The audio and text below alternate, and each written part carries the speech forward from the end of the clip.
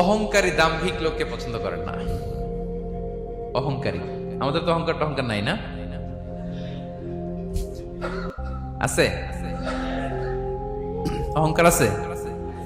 কিসের অহংকার বলেন? টাকার, আর ক্ষমতার, আর সৌন্দর্যের, আর হ্যাঁ পাওয়ার, সোশ্যাল পাওয়ার। এই যে অহংকার, অহংকারের খাঁচা থেকে মুক্ত রাখো আমাদেরকে তুমি প্রভু হয়ে, পড়েন আমিন। এটা একটা ভয়ঙ্কর খাঁচা। আচ্ছা, অহংকার করার আমাদের আছে কি বলেন তো? কিছুই নেই। আল্লাহ বলে ওয়া খুলিকাল ইনসানু দাঈফা, তোমাদেরকে আমি দুর্বল করে তৈরি করছি। আমরা দুর্বল, শুধু দুর্বল না, দুর্বলের ঘরের দুর্বল। আমার বাপ ছিল দুর্বল, আমার দাদা ছিল দুর্বল, আমরা 14 গোষ্ঠী কি? হাল আতা আলাল ইনসানি হিনুম মিনাদ দাহরি লাম ইয়াকুন শাইআম মাযকুরা। আল্লাহ বলেন একটা সময় ছিল উল্লেখ করার মতো তোমার কিছুই ছিল না। আজকে তো এত লম্বা চওড়া মানুষ, আমরা কিছুই ছিলাম না। আল্লাহ বলেন হাল আতা আলাল ইনসানি হিনুম মিনাদ দাহরি লাম ইয়াকুন শাইআম মাযকুরা। তুমি কিছু ছিলা, একটা সময় কিছুই ছিল না, উল্লেখ করার মতো তুমি কিছুই ছিল না। অস্তিত্বহীনের জগৎ থেকে তোমাকে আমি অস্তিত্ব আনলাম। তোমার বাবার পৃষ্ঠদেশ থেকে তোমার মায়ের গর্ভাশয়ে আমি তোমাকে ফেললাম। সেখানে আমি আল্লাহ তোমাকে একটু একটু করে তিলে তিলে বড় করলাম। 9 মাস 10 মাস পরে মায়ের পেট থেকে দুনিয়াতে তুমি আসলে। দেখেন তো দুনিয়ায় আসার পর আমাদের অবস্থাটা কি? কাপড় নাই, চোপন নাই, এভাবে চলে আসছি। আসার পরে কেউ যদি মুখে খাবার তুলে দেয় তাইলে খাইতে পারি, হ্যাঁ, তাও লিকুইড খাবার, এদিক দিয়ে দিলে এদিক দিয়ে পড়ে যায়, খালি মুছতে হয়। মেহমান একজন এসে আদর করে কোলে নিচে পেশাব করে দিছি ভরাইয়া, আছে না নাই? হয়েছে না, হয়েছে না? এরকম আদর করে একটা কোলে নিছেন, এখনই না ডায়াপার আসছে মিয়া। আজ থেকে 10 বছর আগে এগুলো ছিল নাকি? প্যাম্পাস ডায়াপার ছিল, এই কাঁথা টাতা নিয়ে কোলে নেওয়া লাগতো, তারপরে দিছে ওদিক দিয়ে জামা টামা ভিজে শেষ। ইভেন রাসূল সাল্লাল্লাহু আলাইহি ওয়াসাল্লামের কোলে এরকম বাচ্চারা পেশাব করে দিছে, এরকম হাদিস আছে।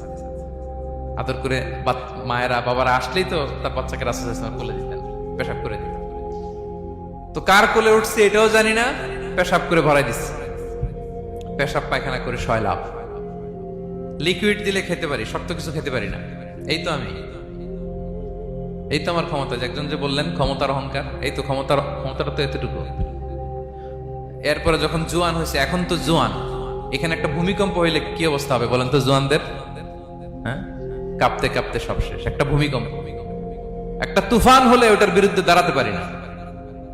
একটা তুফান, রাস্তায় টায়ার পাংচার হলে লাফ দিয়ে উঠি। ক্ষমতা আমার নাকি ক্ষমতার অহংকার। কি দুর্বল আমরা, হ্যাঁ? কুকুর আমাদেরকে কামড় দিলে আমরা কুকুরের কামড়ও দিতে পারি না,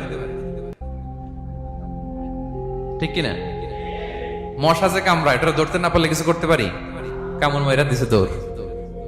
বল্লা পোকা এটা যদি কামড় দিয়ে দৌড় দিয়ে কিছু করতে পারেন? তো কিসের ক্ষমতা আপনার? এরপর আবার যদি 70-80 বছর হায়াত পাই, আবার আগের মতো যেখানে বসি ওইখানেই ডাইরেক্ট, আছে না নাই? বয়স যখন 80 হয়ে যায় আর থাকে শরীরের কন্ট্রোল, আবার যেখানে বসে ওইখানেই পেশাব পায়খানা। খাবার দিলে খাইতে পারি, পিঠটা বাঁকা হয়ে কুজু হয়ে গেছে, এর নাকি আবার অহংকার। সাজে অহংকার, সাজে অহংকার, সাজে একজনের। আওয়াজ করে বলতে হবে তিনি কে? 3 নম্বরে অহংকার দাম্ভিককে আল্লাহ পছন্দ করেন না। প্রিয় ভাইরা, আল্লাহ বলেন কারুনের ঘটনাকে আল্লাহ এখানে এনেছেন। আল্লাহ বলেন ইন্না কারুনা কানা মিন কওমি মূসা। কারুন ছিল মুসা আলাইহিস সালামের কওমের লোক, মুসা আলাইহিস সালামের কাজিন ছিল মূলত। কারুন নামে একজন সম্পদশালী ছিল। মিশরের রাজধানী কায়রো থেকে 100 কিলো দূরে ফাইয়ুম নামে একটা জেলা আছে, ওখানে তার বাড়ি ঘর। আমি দেখে এসেছি, কয়েকবার গিয়েছি। তো ফাবাগা আলাইহিম, সে মানুষের উপর চড়াও হলো। ওয়া আতাইনাহু মিনাল কুনুজি মা ইন্না মাফাতিহাহু লাতানু বিল উসবাতি উলিল কুওয়া।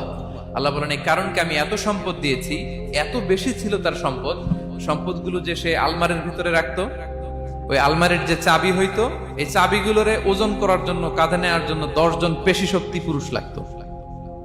আলমারি রাখার জন্য না, কি রাখার জন্য? আলমারি ভর্তি যে সোনা দানা গহনা, ওইটা যে চাবি, ওই চাবিগুলা বহন করতে একদল পেশি পুরুষ লাগতো, এত সম্পদ। তো তাকে এলাকার লোকেরা বলেছিল খলালাহু কওমুহু লা তাফরাহ, এই কারণ তুমি গর্ব করো না। কারণ তাকে বলছিল মুসা আলাইহিস